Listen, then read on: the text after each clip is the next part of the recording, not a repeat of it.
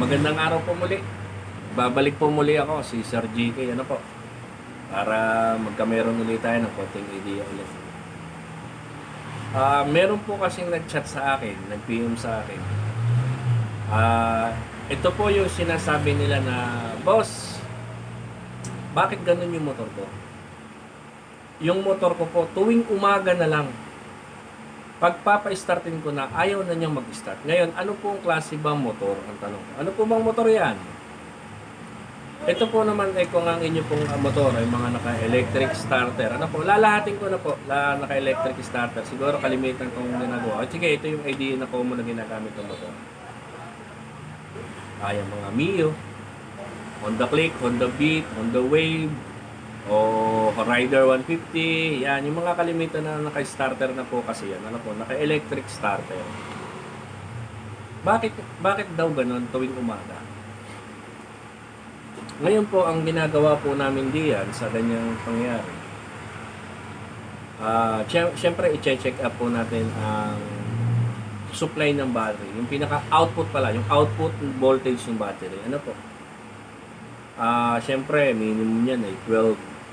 Kalimitan po kasi sa actual voltmeter kapag nag-charge po ng nakikita niyan ay 13 volts. Ano po? 13 volts po yan.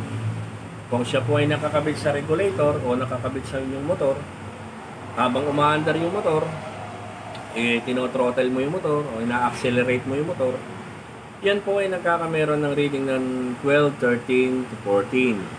14 volts DC, direct current, DC voltage. Ang kalimitan po dyan kapag yan po ay ginamitan ng voltmeter at nagka-reading ng hanggang 14, maganda, lalo kung maganda na mag-stable sa 14, okay po ang inyong motor. Nagkakarga po yan, nagkakarga. Kasi minsan po pagka ganun nalolobat, ang karaniwan sinasabi naman ng iba o yung may-ari o yung ibang mekaniko, sira regulator. So, testing mo muna. Kasi merong gumagamit ng pagte-testing ng ganyan. Bumbilya yung ginagamit. Paano mo makukuha ang accurate na reading kung hindi ka gagamit ng voltmeter? Mas maganda yung battery tester, ganyan. Meron din nagagamit ng ganyan.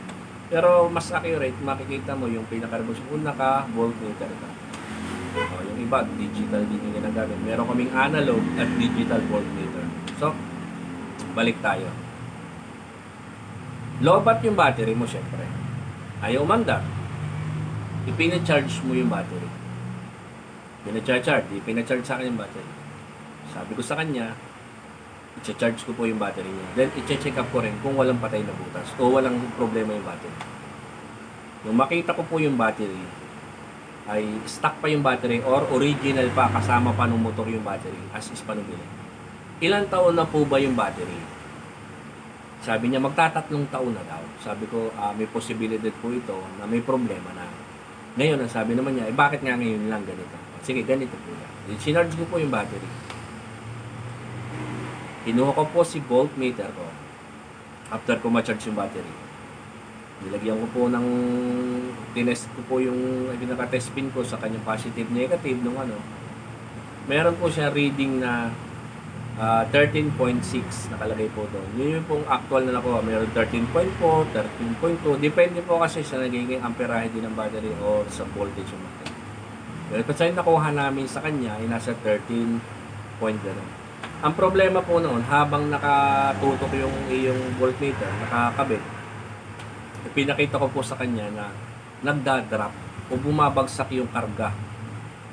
Kung baga kunwari nag-umpisa ng 13.9, magiging 13.8, 7, 6, 5, 4, 3, 2, 1, bago magiging 12.9 ulit, hanggang bumagsak. At mabilis ang pagbagsak niya. Mas mabilis yung pagbagsak niya. Sinabi ko po sa may-ari, tingnan niyo po itong bago. Tinuto ko rin ulit doon, ikinabit ko ulit yung voltmeter. Hindi po nagda-drop ang karga. Yan po ay pag nakatigil, malolobat dahil nagda-drop na po yan. May patay na pong butas yan kasi maintenance free din po ang kanilang battery. Yan po yung kailangan na po rin na palitan. So anong ginawa ng may-ari? Sige boss, palitan po natin ng battery.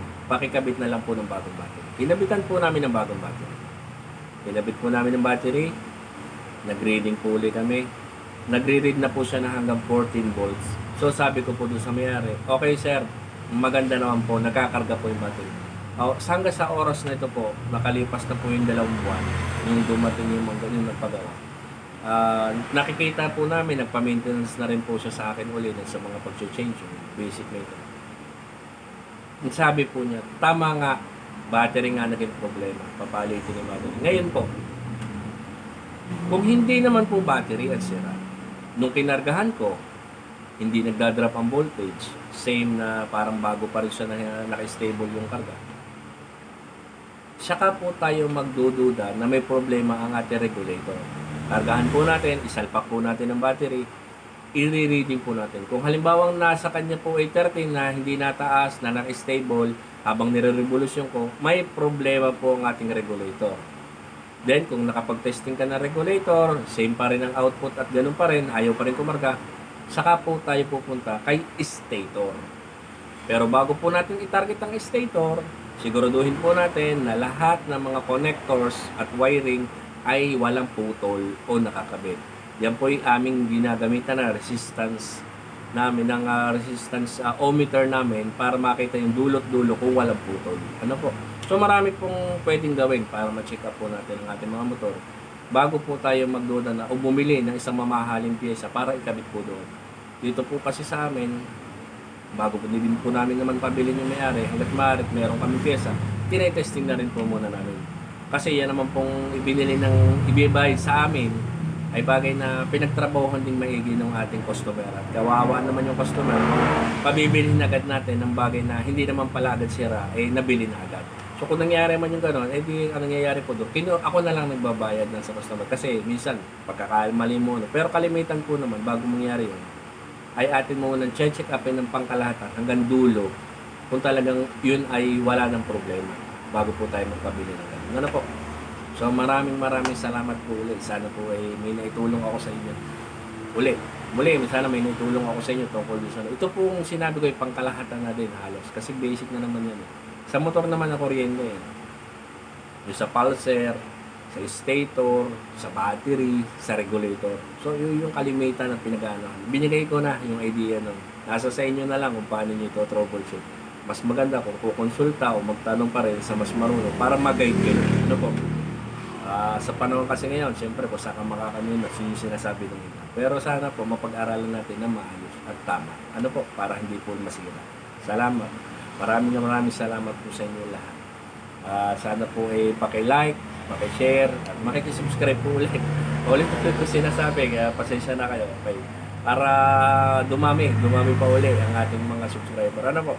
Maraming salamat po sa inyo. God bless po muli.